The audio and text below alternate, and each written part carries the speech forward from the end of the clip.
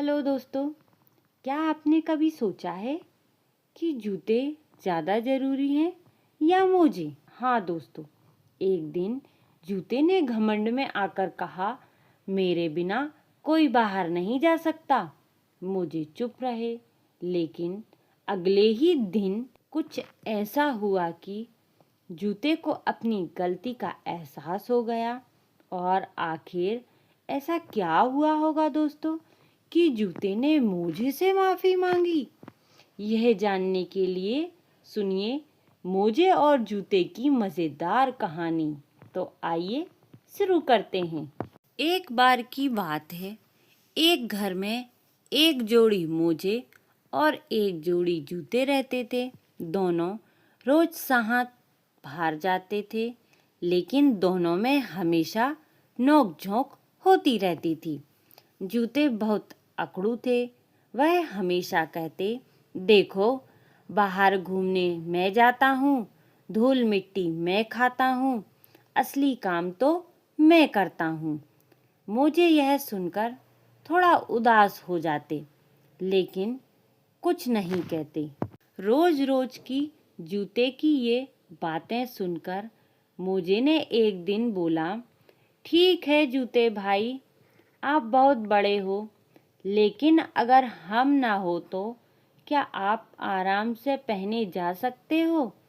जूते हंसते हुए बोले, अरे मैं तो बिना तुम्हारे भी चल सकता हूँ। जूते की यह बात सुनते ही मोजे चुप हो गए, लेकिन उन्हें पता था कि सच्चाई क्या है।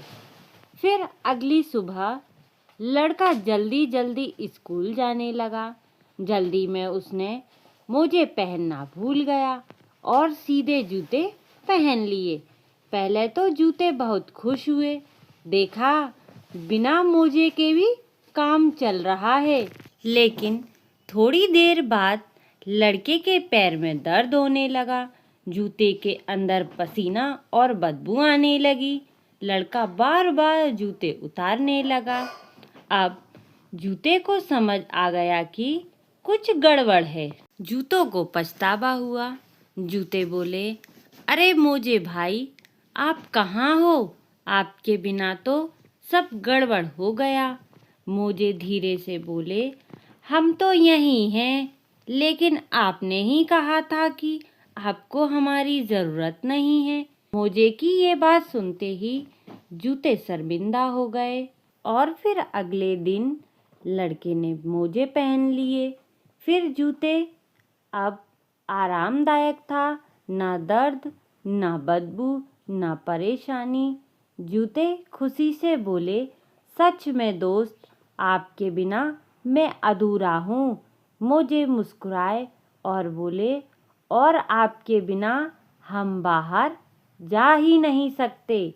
दोनों हंस पड़े और अच्छे दोस्त बन गए।